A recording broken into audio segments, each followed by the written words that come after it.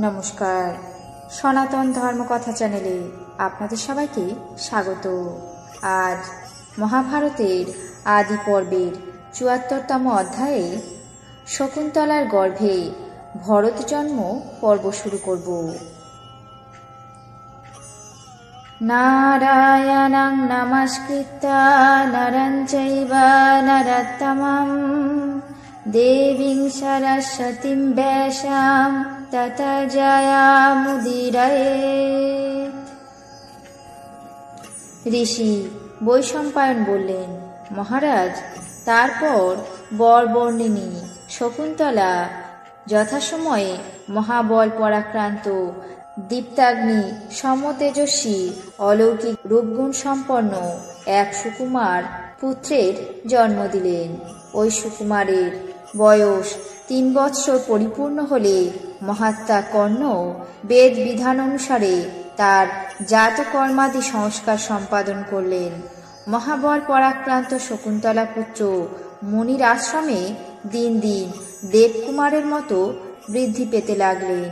পরে ৬ বৎসর বয়সে সিংহ, ব্যাঘ্র, বরাহ, মহিষ, হস্তি প্রভৃতি বন্য সাপদদেরকে আশ্রমের সামনের বৃক্ষে বন্ধন করে তাদেরকে দমন করতেন।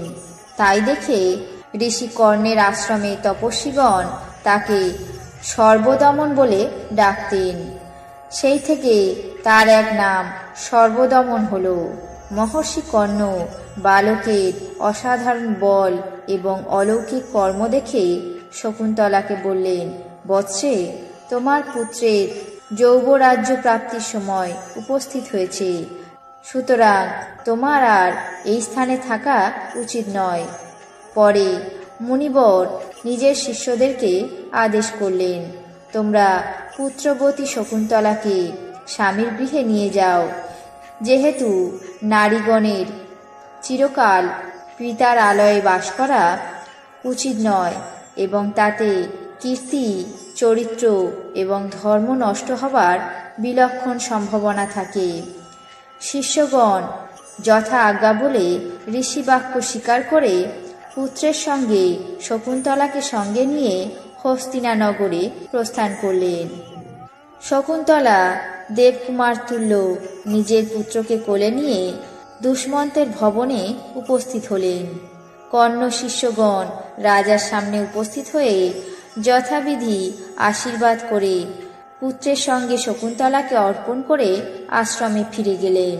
তারা আশ্রমে প্রস্থান করলে শকুন্তলা জোর হাতে রাজাকে বললেন, হে মহারাজ, এই পুত্র আপনার ঔরসে আমার গর্ভে জন্মেছে। আপনি কর্ণমুনির আশ্রমে আমাকে বিবাহ করেছিলেন। প্রণয়কালে প্রতিজ্ঞা করেছিলেন যে আমার গর্ভ থেকে যে পুত্র জন্মাবে তাকে তিনি যুবরাজ পদে অভিষিক্ত করবেন। এখন এই পুত্রের যৌবরাজ্য প্রাপ্তির সময় উপস্থিত হয়েছে। অতএব আপনি পূর্বকৃত প্রতিজ্ঞা স্মরণ করে এই পুত্রকে যুবরাজ করুন। আজ মহাভারতের আদি পর্বের ৭৪তম অধ্যায়ে শকুন্তলার গর্ভে ভরত জন্ম পর্ব এখানেই শেষ করছি।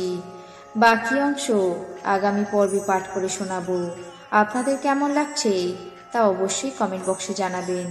চ্যানেলটিকে সাবস্ক্রাইব করবেন, লাইক করবেন, শেয়ার করবেন। ধন্যবাদ।